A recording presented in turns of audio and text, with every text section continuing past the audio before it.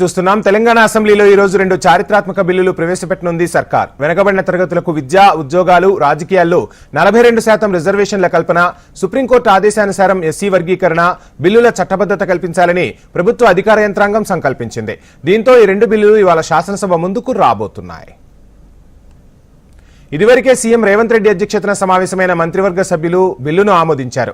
మంత్రివర్గంలో ఆమోదం పొందిన రెండు బిల్లులపై అసెంబ్లీలో చర్చించి సభ్యుల ఆమోదం పొందిన తర్వాత చట్టబద్ధత కల్పించాలనేది సర్కార్ లక్ష్యంగా కనిపిస్తోంది.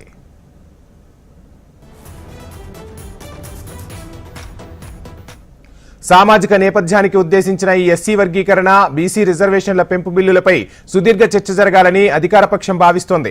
శాసనసభ, శాసన మండలిలోనూ సోమ, మంగళవారాల్లో ప్రత్యేక చర్చ జరగనుంది. బీసీ రిజర్వేషన్ల పెంపు కోసం ప్రభుత్వం సామాజిక, ఆర్థిక, కుల సర్వే నిర్వహించింది.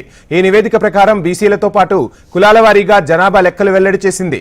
బీసీల జనాభా ప్రకారం సామాజిక న్యాయం కల్పించేందుకు వెనుకబడిన తరగతుల రిజర్వేషన్లు 42% పెంచాలని తెలంగాణ సర్కార్ నిర్ణయించింది. తెలంగాణలో వెనుకబడిన తరగతులకు ప్రస్తుతం 29% రిజర్వేషన్లు అమలవుతున్నాయి. ఇందులో బీసీలకు 25%, ముస్లింలకు బీసీఈ కింద 4% రిజర్వేషన్ అమల్లో ఉంది. ఈ రిజర్వేషన్లను 42%కి పెంచేందుకు బిల్లును ప్రవేశపెట్టనుంది సర్కార్. ఈ నేపథ్యంలో మంత్రి పొన్నం ప్రభాకర్ సోమవారం అసెంబ్లీ హాల్లో బీసీ ఎమ్మెల్యేలతో ప్రత్యేకంగా సమావేశం కానున్నారు.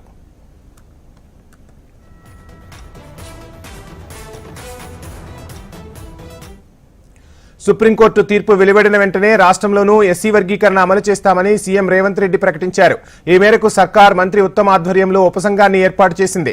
భవిష్యత్తులో న్యాయ వివాదాలు తలెత్తకుండా ఉండేందుకు ప్రభుత్వం జస్టిస్ షమీం అఖ్తర్ ఆధ్వర్యంలో ఏకసభ్య కమిషన్ను నియమించింది. ఈ కమిషన్ ఫిబ్రవరిలో ఇచ్చిన నివేదికలో ఎస్సీ ఉపకులాలను 3 గ్రూపులుగా వర్గీకరణ చేయాలని పేర్కొంది. ఈ వివరాలను ప్రభుత్వం అసెంబ్లీలో ప్రకటించింది. గ్రూపుల వర్గీకరణపై మరికొన్ని కుల సంఘాల నుంచి అభ్యంతరాలు, సూచనలు రావడంతో వాటిని పరిశీలించాలని కమిషన్ను సర్కార్ కోరింది. వాటిని పరిశీలించిన కమిషన్ తాజాగా ప్రభుత్వానికి నివేదిక ఇవ్వడంతో ఆ మేరకు ఎస్సీ వర్గీకరణ బిల్లు సిద్ధమైంది.